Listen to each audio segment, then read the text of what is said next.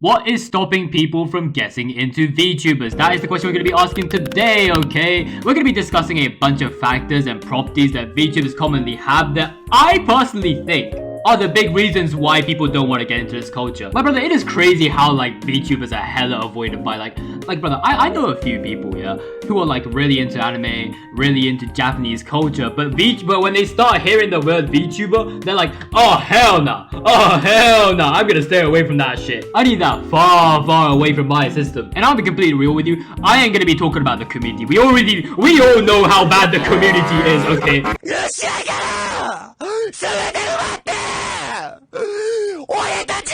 I don't want to count that. I think there's a deeper reason why people don't want to get into the whole thing. Okay, I'm gonna hit you guys with a take on like communities when it comes to literally anything, right?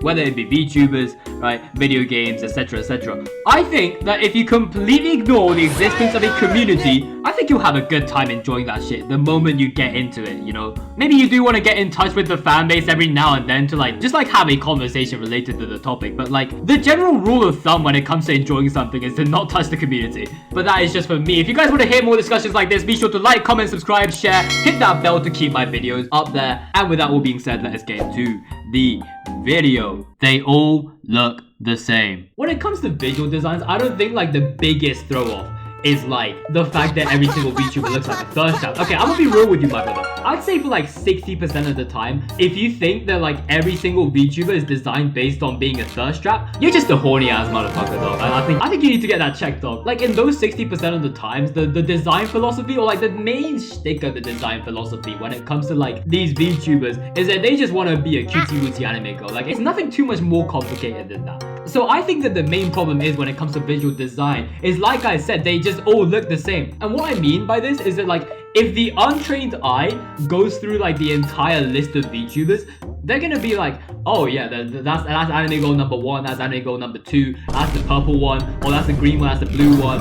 Yeah, that's cutie wootie anime goal number 4, 69, everything. You get the idea. It's because like they all have designs that go under like the Japanese anime style character design, and it's just like an inevitable thing. Like brother, they don't look as variable as like a bunch of random motherfuckers with their webcams on stream. I think one other thing that contributes a little bit is the fact that like you can only make so many expressions on a VTuber model. You can only do so many actions on a VTuber model. When on the other hand, you have IShowSpeed doing like 10 different backflips every time he dies in a video game. Like my brother, there is a reason why all of these VTubers, right? They've all got like these insane hairstyles. They've all got this like these insane palettes of hair color. They've got like these insane costume designs that you'll never fucking see in real life. It's because that's their like primary and like that's the bulk of their way to like differentiate from VTuber model to VTuber model. Body type is one thing as well. Like bro, there's a reason why Hololive in every single generation just ever so randomly throws in a random kid into the agency and makes him a member.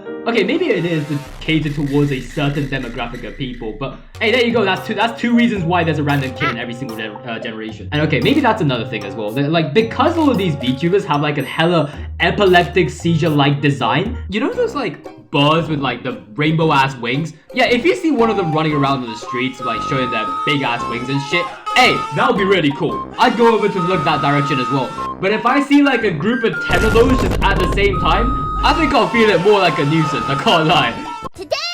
And even when it comes to like the agency Vs, like again, Hololive, each generation has like kind of a style pack that basically tries to make each talent have a separate like visual appeal from each other. But I think when it comes to differentiating between characters, the Power Rangers do a better job than this, I can't lie. Hey, they've got clean designs that are pleasuring to look at, and like what I'm trying to say here is that every single VTuber is trying to be like this oversaturated eyegasm. That I think that some people are struggling to get into the whole thing because looking at the VTuber homepage risks a goddamn seizure. I think if I were to recommend a VTuber just purely based off of design, I'd go for someone with like a low-key design. Or like a little bit more stylized one that's like differentiable from other VTubers. Like one that looks like a little goober. I think for here I would have mentioned Amano Pikami, but I'm pretty sure she doesn't stream anymore. If I were to pick one with like a low-key design, I'd go for Kochira Yoto. They all sound the same. I think one argument that I also hear a lot of times is that all of these VTubers sound like these high-pitched, baby-like anime girls. And I've heard some guys be like, oh, these VTubers are making up these voices so that they can attract the guys who are into kids. My brother, I don't think they're trying to do like a reverse John Wayne Gacy kind of thing.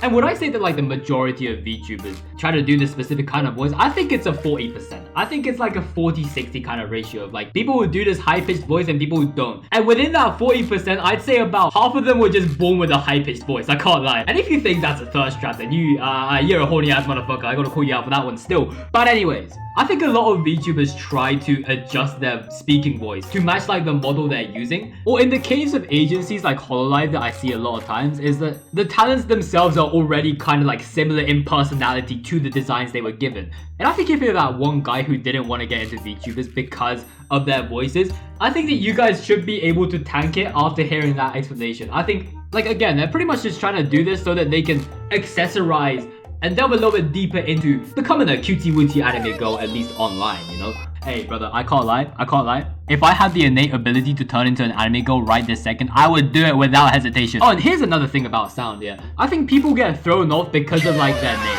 I think names is one thing, right? Whether it's like, you know, it's hard to pronounce because it's all in Japanese, or like it's just really long. It kind of depends on like the type of audience that I'm talking about at this point. Like if you're an Easterner, if you're like an Asian guy, I think you can get by with most names completely fine. But for a Westerner, I mean, actually at that point, just watch a Western VTuber, I can't lie. Because they've got more, you know, Western pronounceable friendly VTubers like, I don't know, Iron Mouse, Pipkin, Pippa, those are the obvious ones. I just low-key wanted to talk about this because one thing that I found out as of recent is that when it comes to like the names of Japanese VTubers, they mostly fall within like the 5 to 7 syllable range. And my theory here is that I think it's got something to do with haiku. Like, let me pull up a few examples, like Shirakami Fubuki, 7 syllables, Shigure Ui, 5 syllables. Amatsuka Uto, 6 syllables. Right, there's like a few exceptions like Lapless Motherfucking Darkness. But I think the ones within like the 5 to 7 syllable range are the names that people settle on a little bit easier. Because the whole idea is that like it's not too long, it's not too short, and you can get like a good enough ring to the name. Hey, that's just one bit of detail that I just wanted to talk about, okay? They all do the same thing. I think, right, there's this thing called like the VTuber starter pack. And I can list out every single thing that's in this starter pack for you. For you to qualify as a VTuber, you're gonna do karaoke streams, you're gonna do just chatting streams, and you're gonna have an orgasm for every single super chat you receive. And you're also gonna play a bunch of video games and you're gonna be dog shit at every single one of them. Oh, and let me just add one more thing. As a VTuber, you're gonna have to cover the exact same roster of songs, specifically Vocaloid songs, that all the other VTubers have done in the past. Hey, I've mentioned this in one of my older videos, but my brother, for every single VTuber that I have gone through, they have unanimously dished out King. Yes, a cover of King from Canaria. Every single one of them. Like, my brother, I get it, that song is good, but it's not good enough for everybody to be milking it, not to the bone, but to the goddamn bottom. Oh my days, brother. Hey, I guarantee you, if you're starting off becoming a VTuber and the moment you cover King, like, I bet you there's gonna be people looking up this song just to see if there's new VTubers out there that have just debuted. And that's not the only Vocaloid song that I can name. Like, there was that one point when everyone was covering Goodbye Sengen. Everybody covered... Actually, not many people have covered World Is Mine. That's kind of crazy. But okay, going back to the starter pack thing, right? My theory that follows with this entire starter pack thing is that for you to qualify as a VTuber, you can add on to this list, but you can't subtract any from it. And the moment you do subtract from the list, you basically become a guy who just uses a VTuber model to conveniently stream without a webcam. Okay, let me pull up an example. Take a look at Ixie. This guy's basically a Japanese artist who does a bunch of anime art. Really popular on Japanese Twitter, but he sometimes posts guides, he does a bunch of drawing streams on YouTube. And what you can see is that he uses a VTuber model. Now, given like this large audience that he's got, like, is this guy classified as a VTuber? And I think the answer is a no. Because people see this man as an artist more than like a VTuber. Now, when you throw in the whole trait of becoming a cutie wootie anime girl that does a lot of singing and plays a little bit of games, then that is motherfucking Shigure Ui. Right, when we're talking about these two, they're both full-time artists. Full-time? Freelance artists. But the difference is that like Shigure Ui, she uses this whole VTuber starter pack that I mentioned so that she can sell herself as the VTuber character. Like, my brother, it was actually worrying the amount of people that got to know this VTuber through Lollygod Requiem. Oh my days, brother. Now, the difference between these two is that when someone looks up VTubers on the search bar, when someone goes out their way to look for like an entire list of VTubers to try and get into, Ixie is gonna be the one that falls under the search radar. Because, okay, I feel like the whole definition of a VTuber becomes complete when, like, okay, A, you have a VTuber model, and B, you like actually try to flex it as a character. Shigure Ui will appear on the search because she qualifies for both A and B, whilst Ixie on the other hand only passes A. Like, what's another example? Like, if you're gonna look for a VTuber, you're probably not gonna find Kim Ji-hoon as like the first example, you know what I'm saying? Like, again, he's the type of guy who falls under A, but he doesn't fall under B. Now, if you're the type of guy who wants to get into VTubers, but like, you're kind of still iffy on like how a lot of them try to build character in the exact same way. Ooh, what's a good one to give you? Oh, Neurosama. Oh, 100% Neurosama, brother. I think Vito is like the most popular you can get that falls under this criteria. And I think if you want to find more guys that fall under A and not B, you can work your search down from there. Oh, but here's the thing though, like, even if you're like a VTuber that has something on top of yourself, right? I'm gonna start calling them specialist VTubers from now on. 9 times out of 10, you guys are probably gonna be overshadowed by agency Vs. Now, I'm not saying that agency Vs don't have specialist VTubers. Like, okay, Ninomai Inanis, that's an artist VTuber. Hoshimachi Suisei, there you go, that's a musical artist VTuber. What I am trying to say is that they are a minority, and the majority just like to stick to the starter pack and be really loyal to it. That's why on the surface, all the VTubers look like they're doing the exact same thing. Like, if you want to get into a VTuber that dabbles in like the same niche that you dabble into, you're gonna have to dig a little bit deeper than the surface, I can't lie. And that's why it's really hard for people to get into. I think the easiest ones you can find are the digital artist Vs, but my brother, I have only seen like 2 instances of like a game dev VTuber. So depending on your niche, it could just be a full-on barren wasteland. Like me, I have still yet to see a VTuber who has made like an entire guide on C++ with like an ASMR voice. I think that's a fire idea. I think that's a fire video idea. Like, brother, if you're a VTuber and if you're watching this video, you can steal that idea right away. And I'm telling you, that will bang. That will absolutely bang, brother. Konnichiwa. Konnichiwa. Today we are going to be doing a guide on C++ です。No, I'm never doing that again, dog. So after talking about all these points, I think I found a trend here. And that trend is that everything's fucking Japanese. Okay, I did not mean to sound that racially motivated, but like, here's the thing, it kind of is the case because like most of their names are Japanese, most of their character designs are styled in Japanese, most of the stuff they sing are in Japanese, and they probably speak Japanese as well. Point is, it's a very Japanese culture just overall. So the main problem is that any one of these factors could be like a big trip up when it comes to recommending VTubers to a guy. Like, for example, even if you recommend a guy like an English speaking VTuber, that guy could also complain that, yo, this girl sounds way too much like an anime character.